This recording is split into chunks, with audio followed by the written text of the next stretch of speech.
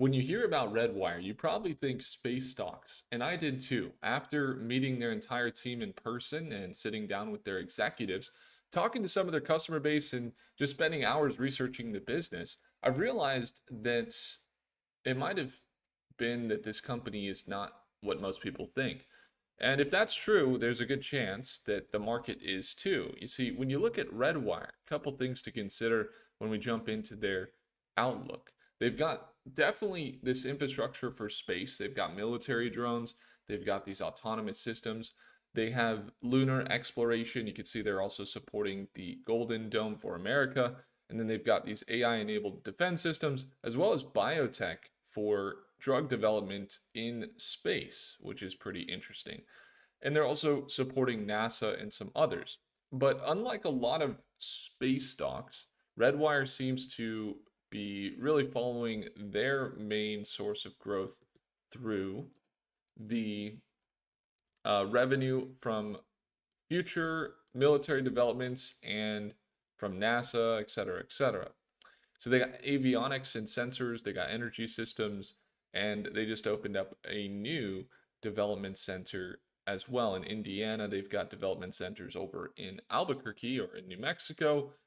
And so they're a space infrastructure company, not really a rocket company. So they do all of these different solar systems, these hardwares that then later get launched into space. So you could think of them as like a supplier.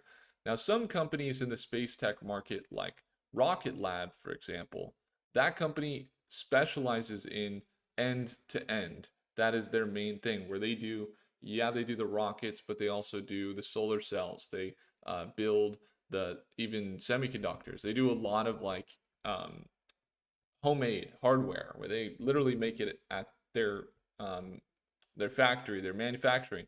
But ultimately, most space companies do not. And so, what they actually do, if you just think about Redwire as kind of a supplier for a lot of the other companies that are launching as well. So, a couple things to consider when looking at Redwire. They do have that big defense tailwind. They've got the tactical drones, they've got a lot of military autonomy, and ultimately, that's been really favorable for them in the Iran war. And then, obviously, global defense budgets from the United States are very big. So the spending is very large, and ultimately they make more money because of the governments too, not just companies that they work with. And so we were projecting about a 30% gain here on Redwire. So far, we've seen it recover about 22% of that 30% as they jump here from about $7.50 up into just under $11 today. So they're up about 8.7% today, which is quite bullish for them. A lot of the companies doing well today. We had a profitable live trading session this morning. If you guys ever want to tune on into those daily live trading sessions, it's the second link in the description below. We were trading TSSI, which was going very well today. I think it was up significantly. So we were able to lock in a little bit over 10% profit. But one thing to note about Redwire isn't just their chart finding that bottom, targeting up to $11 and potentially up into these ranges of $15 a share, because we've seen them up to $20, $28 a share. So they do have a lot of bullish history where we've seen these spikes. So there is that big potential for Redwire. But aside from that, you might say that's good, that looks really nice, but you might also look at their financials, where it's kind of surprising. If we jump into Prophecy here and take a look at the financials, the balance sheets are seeing currently about $1 billion in equity. That's pretty good with their assets jumping up, but their income, the management in their last earnings call had their 2026 guidance for revenue of about $450 million to $500 million for 2026. And we haven't seen that earnings, or we had one earnings come out where they did nearly 100 million. So they are on track to do that. Considering that the year prior in 2025, they did approximately about 335 million, they are growing basically 40 to 50% year over year growth in their revenue. So if you look at their annual revenue, you could see them really ramping from 160 million to 250 to 300 to 335, and now targeting 450 to 500 million. They are having an impressive growth rate for the space tech market from their revenue perspective. So that looks really good. Now, they've also improved their margins. If you look at their gross margin, they've improved by about 26%. And their debt has refinanced, where you see their debt, actually their liabilities dropping. So that orange bar there is actually going down in liabilities, while their assets have been going up, which again, like it's costly if they have high liabilities, but they've been transitioning to even lower liabilities as they've been growing. So they do have some slight competitive advantages in their news as we see them grow from a company that's providing a lot of different products to having proprietary space technology. So a lot of what they do is top secret. They might work with the defense companies, they work with the United States Space Force, the Air Force. I even got to talk with Air Force Research Laboratory. They've got 1,300 employees. You can see they got that big solar cell that they're building there. And they have quite a lot of growth from that perspective. Now, integrity, how high is it? The only thing I've seen that might be questionable around their integrity is I saw a while back some glass door stuff from Redwire where their glass door was not very good. It was pretty low. I think it was maybe, it's going to ask me to sign in, but basically they had like a 3 or 4 star rating, probably a 3-star rating on their glass door. So that was the only thing that was low. Other than that, every time they've come out with a lot of new deals and contracts, the news has been very true because obviously, as I just showed you guys in the financials have been showing that growth, anticipating more growth here as we see them set guidance for over 400 million into this year. So they got a lot of expertise is the key for them. They've also got a lot of NASA contracts. The risks with them, I would say at this point, while the projections look fairly good, we could take a look at some of the models. Let's do a multi-model analysis. If you ever want to get your hands on this prophecy, get the latest and greatest models to stay up to date with all your stocks, you can find it in the third link in the description. I would encourage you to take a look. You can take a look at the projections, very volatile into the next week, little bearish into the next month, very split into the next 6 months. Generally speaking, into the next year, you have some bullishness up into $13 to $15 this year. And then in the short term, it's pretty volatile. So generally, it's a little bit more bullish right now than bearish. So we're looking slightly more in the green, hence the 8.5% gain today. But the problem I would say with them is that they do have a negative net income. Most investors that are looking at the space market, they're not expecting there to be a major positive net income. The focus for the space tech companies is to invest back in infrastructure to be able to construct the rockets or construct the materials and infrastructure to serve NASA or the Department of Defense, international governments. And in order to do that, they do have to invest into themselves quite a bit. And so because of that, you're going to see that negative net income, meaning they might be increasing their revenue. They are increasing their revenue, but they're not earning more profit. In fact, they're spending more. And so that's one thing you got to watch. The budget delays, for example, if you have something like that. If revenue doesn't keep rallying, like for example, last 3 quarters, we've had this, or 2 quarters, it just declined a tiny bit, just about 10 million.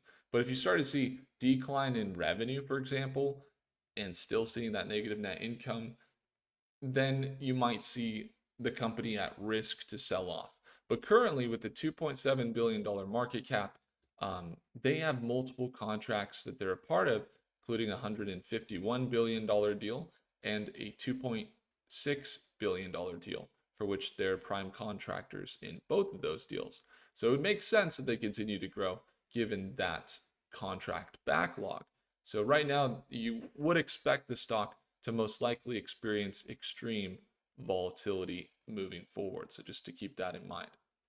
when it comes down to the developments and the catalysts that we're kind of looking for, as obviously we see them have three pretty green days here. It looks like three soldiers. We're starting to see things, look bullish on the technical side as they push up above that 200-day moving average. So that green line here oftentimes going to act as a resistance in a bear market or a support in a bull market. And as of recently, they just broke back up above it pretty aggressively, and they're now looking more bullish. Now, they're improving their profitability. Obviously, their revenue's increasing. They're in the right market at the right time. There's a lot of money in war right now, and the Department of Defense is paying handsomely.